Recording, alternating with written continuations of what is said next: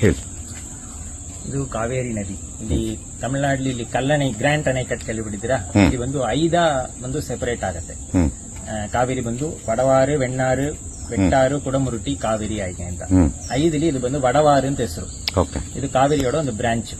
ಇಲ್ಲಿ ತಾನು ಬಂದು ರಾಯರಿಯ ಬಂದು ಸನ್ಯಾಸ ಸ್ವೀಕಾರ ಆಗತ್ತೆ. ಸನ್ಯಾಸ ಸ್ವೀಕಾರ ಆದ್ರೂ ಪಟ್ಟಾಭಿಷೇಕ ನಮ್ಮ ತಂಜಾವೂರು ಪ್ಯಾಲೇಸ್ ಅಲ್ಲಿ ಆಗತ್ತೆ.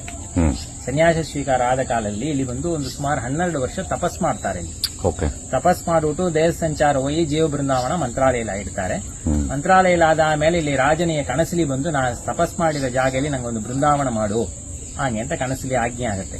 ಆ ರಾಜನಿಯ ಬಂದು ಎಲ್ಲಿ ಮಾಡೋದು, ಇದು ಕಾವೇರಿ ತೀರ, ಇದು ಸ್ವಲ್ಪ ಒಂದು 30-40 ಕಿಲೋಮೀಟರ್ ಹೋಗತ್ತೆ.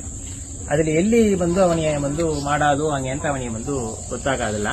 ಅದಕ್ಕೆ ಮರುದಿನ ಬಂದು ಹೇಳ್ತಾರೆ, ನೀ ಬೆಳಿಗ್ಗೆ ಎದ್ದು ಹೋಗು, ನಿನ್ನ ಮುಂದೆ ಒಂದು ಸರ್ಪ ಹೋಗತ್ತೆ.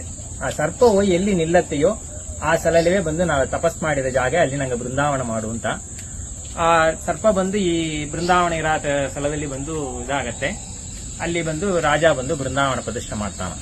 ಇದು ಬಂದು ಇಲ್ಲಿ ಬಂದು ರಾಯರು ತಪಸ್ ಮಾಡ್ತಾ ಇದ್ದಾರೆ. ಬೃಂದಾವನ ಮೇಲ್ಕಡೆ ಬಂದು ಓಪನ್ ಇದೆ, ಮಳೆ ಗಾಳಿ ಚಳಿ ಎಲ್ಲ ಅದರಿಂದ ತಪಸ್ ಮಾಡ್ತಾ ಇದ್ದಾರೆ.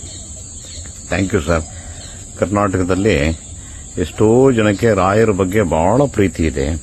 ಅದರಲ್ಲಿ ವಿಶೇಷವಾಗಿ ರಾಯರು ಸನ್ಯಾಸತ್ವ ಸ್ವೀಕಾರ ಮಾಡದಂತ ಈ ಜಾಗ, ಎಷ್ಟೋ ಬ್ಯೂಟಿಫುಲ್ ಜಾಗನ ಇಡೀ ಪ್ರಪಂಚದಲ್ಲಿ ಎಲ್ಲಾ ರಾಯರ ಭಕ್ತರಿಗೆ ಗೊತ್ತಾಗಬೇಕು ಅನ್ನೋದು ನಮ್ಮದೊಂದು ಆಸೆ. Thank you so much.